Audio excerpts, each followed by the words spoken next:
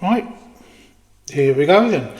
Good morning, good afternoon, good evening, wherever the time of day might be or wherever you are in the world. Welcome back to my channel, Basic Books. I was going to do a look back at a couple of books by an author who writes under the name of Poppy Bright, but unfortunately someone picked me to the post this week, so I'm going to leave that for a little bit later a little bit more in the future. So today what I'm going to be talking about is a writer who I love very much, but I have only ever read 5 books of his.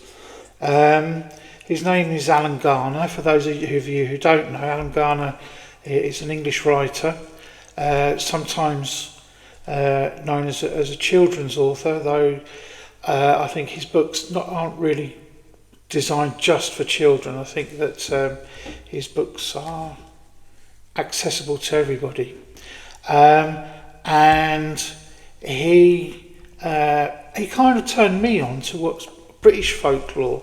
I mean, I knew a lot about Greek, Roman, and Nordic folklore as a child. But I think my first encounter with this was through Alan Garner. It wasn't a book, but a television series that was done for Granada, I think, back in the late 60s, early 70s, which was the Owl Service, which is quite a famous book of his.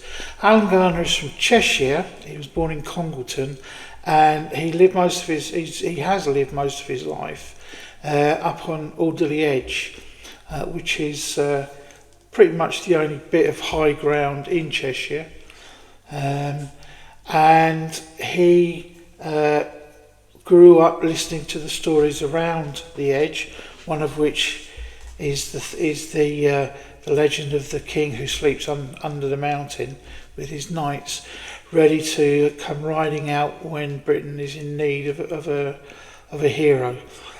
Which is a familiar story.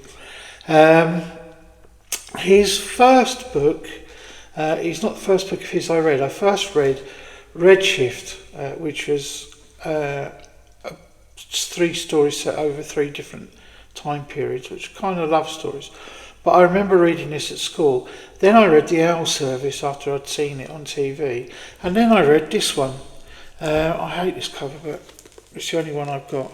It's the Weird Stone of Bryce Singerman, and it's a tale that, if you've read C.S. Lewis as I did before then, and other writers, it was included Enid Blyton. It's children who go on an adventure. The 2 children in this case are Colin and Susan. And they have been sent to their mother's old nurse's place, which is at Alderley Edge, for reasons that I can't remember. But anyway, once they're there, they are then embroiled in an adventure, looking for or trying to keep the titular Weirdstone out of the hands of the Swart Alpha and the evil Nastrond. So it's kind of it's like, Enid Blyton or C.S. Lewis stories or Suzanne Cooper's stories, if you're familiar with those. It's that kind of setup, and I must say, I think I was about 12 or 13 when I first read Weirdstone, and I found it more enchanting than Narnia. How much I loved Narnia, I think I loved Weirdstone more. And then he followed that up with the second in the series, which is The Moon of Gomreth, which is set in another one that's based on British folklore, and in this one Colin and Susan unwittingly rouse the old magic from its slumber The uncontrollable ferocity of the wild hunt is unleashed upon the world once more. Soon they are inextricably caught up in the struggle between the wizard Cadenn Silverbrow and the evil Morrigan, both of which were in the Weirdstone as well. But the children too are in great danger. The strength of their courage will determine whether or not they survive the ordeal in store for them. Those two were foundational books for me when I first started reading, along with the Narnia stories, The Hobbit, of course, and the Dark is Rising sequence. And they are books that I go back to many, many times. I think I would agree with Alan Garner. I don't think they're children's books. They're not set up like children's books. They have the trappings and the tropes, but they're not set up. In fact, there is a third book in a series that Alan wrote about 50 years afterwards, called, I can't remember what it's called now. But it's set. I haven't read it, so it's set 50 years, or he wrote it 50 years after he wrote those two books, because he had said at the time that he had envisioned it as a trilogy. I also thought that it was a trilogy, but there you go. We had to wait 50 years, and I'm really remiss. I really need to seek those out, because that last book out, because I think you need to close things out. So Alan went on to write all different kinds of books, mostly not all to do with mythology or fantasy. He wrote other things. I mean, he's very, very centred in his reality. He was, as I say, he was brought up in Congleton in Cheshire, which is on the edge of Manchester, and a very rural community. He's lived there all his life, apart from when he went down to Oxford to study. And you can tell, I've actually been to Alderley Edge a couple of times, a few times. Not for many years, but yeah, it's a strange place. It's a very beautiful place, and you can pretty much find all the different places that you come across in the books as you wander about. Anyway, the third book I'm going to talk about of Alan Garner's is this one. You see that? Elidor. Okay. Now Elidor, let me just read the back. Round and round his voice went, and though it came a noise. It was low and vibrant, like wind in a chimney. It grew louder, more taut, and the wall blurred and floor shook. The noise was in the fabric of the church. It pulsed with sound. Then he heard a heavy door open and close, and the noise faded away. It was now too still in the church, and the footsteps were moving over the rubble in the passage downstairs. "Who's that?" said Roland. The footsteps reached the stair and began to climb.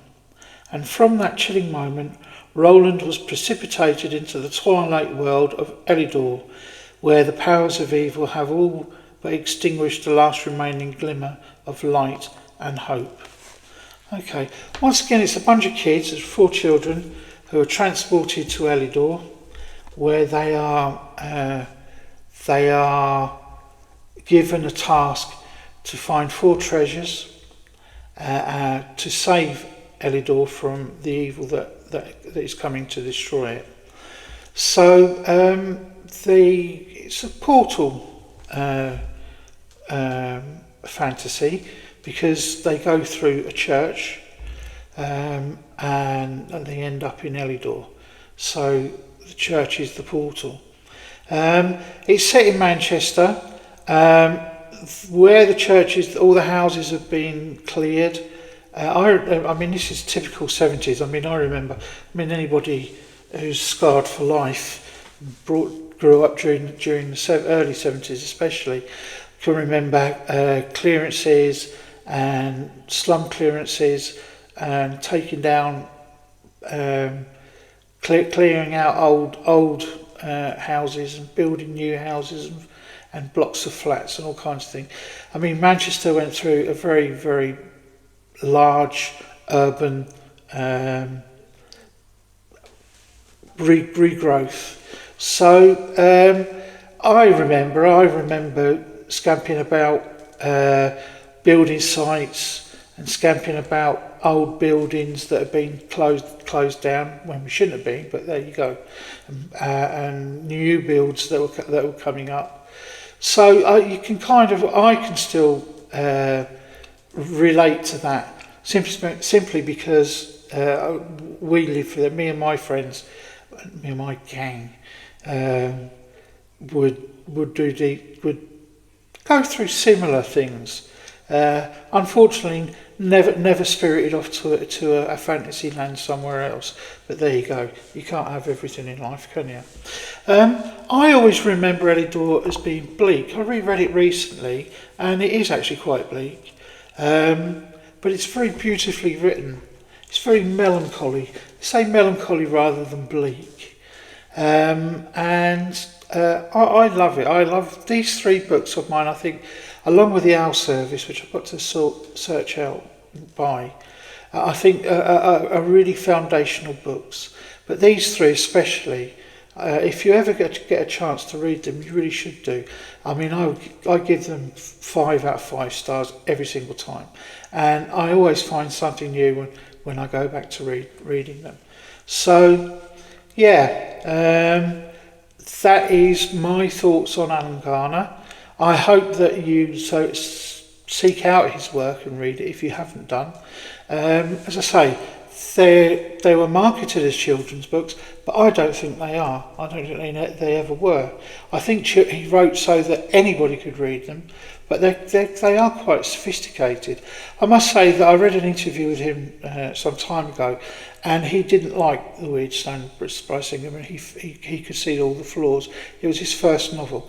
I mean, that's okay. I mean, I can understand that, but I don't think that it's a bad book at all. It does what it does, and it does it well. Okay, so until next time, as I say, I hope at some point you seek out Alan Garner's work, and let me know. If you've already read him, please leave a comment telling me what you think about his books, especially these three. But also, don't forget, please like and subscribe. I'm starting out on this, so I just want to know, how it's going. I need some feedback. Okay, so thank you very much, and I hope to see you again soon.